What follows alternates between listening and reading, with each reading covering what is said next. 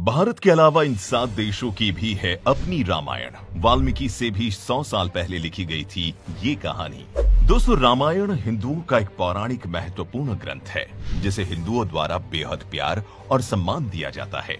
इसकी कथा तो आप सभी जानते हैं, जिसमें राजा राम माता सीता को लंका से छुड़ाने के लिए दुष्ट रावण पर विजय प्राप्त करते हैं। लेकिन आपको ये जानकर हैरानी होगी कि भारत के अलावा कुछ ऐसे देश भी हैं जहां रामायण की कथा अलग ही तरह से लिखी व बताई जाती है। साथ ही प्रभु राम को अलग अलग नाम से ही पुकारा जाता है। अब सवाल ये उठता है कि ऐसे दिलचस्प और हैरान करने वाले देश कौन कौन से हैं जहां रामायण की कहानी अलग अलग तरह से बताई जाती है। थाईलैंड में रामायण को रामकियन नाम से जाना जाता है, जो कि थाईलैंड की राष्ट्रीय पुस्तक भी है। ये बात बड़ी दिलचस्प है कि प्रारंभिक थाईलैंड की राजधानी को अयोध्या कहा जाता था, जिसका नाम श्री राम की अयोध्या की राजधानी के नाम पर रखा गया।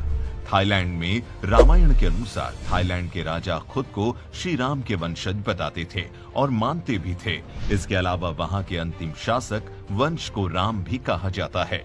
और पहले के लोग थाईलैंड को श्याम का देश मानते थे, जिसे धीरे धीरे 1939 में नए नाम थाईलैंड के नाम में बदल दिया गया, जिसका अर्थ है स्वतंत्र देश।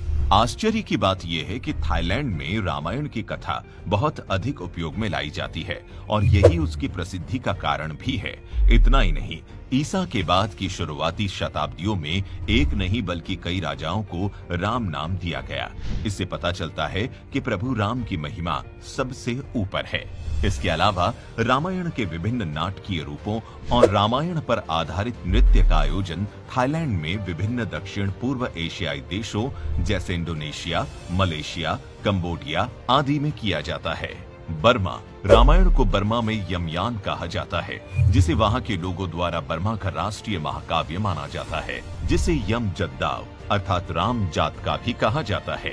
बर्मा में राम को यम और सीता को मी थीडा कहा जाता है। रिमकर, जिसे राम करती भी कहा जाता है, जो संस्कृत के शब्द राम प्लस कीर्ति से बना है, जिसका अर्थ है राम की महिमा, जो कि संस्कृत के रामायण पर आधारित कंबोडियाई महाकाव्य कविता है, जो हिंदू विचारों को और बौद्ध विषयों से जुड़ा हुआ है। ये महाकाव्य कविता दुनिया में अच्छाई और बुराई के संतुलन को दर्शाता है और लोगों को सत्य के मार्ग पर चलने की शिक्षा भी देता है। साथ ही मन को साफ रखने व सही दिशा में लगाने की प्रेरणा देगा। हिकायत सेरी राम हिंदू महाकाव्य रामायण का मलय वर्जन है। हिकायत सेरी राम, राम की मुख्य कहानी ओरिजिनल संस्कृत वर्जन के समान ही है, लेकिन फिर भी कुछ चीजें ऐसी हैं जो इसे थोड़ा अलग दर्शाती है, जैसे कि शब्दों और नाम के उच्चारण को मलेशिया के स्थानीय भाषा में बदला गया था। जावा, इंडोनेशिया में रामायण को काकाविन रामायण कहा जाता है, जो काव्या का एक अद्भुत रूप है, जिसमें ट्रेडिशनल संस्कृत के विभिन्न रूपों को दिखाया गया है। इन सब के अलावा राम की विभिन्न लोकप्रिय कथाएं चीन में भी काफी पसंद की जाती थी, क्योंकि रामायण का सबसे पहला ज्ञात कथन एक बौद्ध ग्रंथ लिवडू जी जिंग में पाया गया।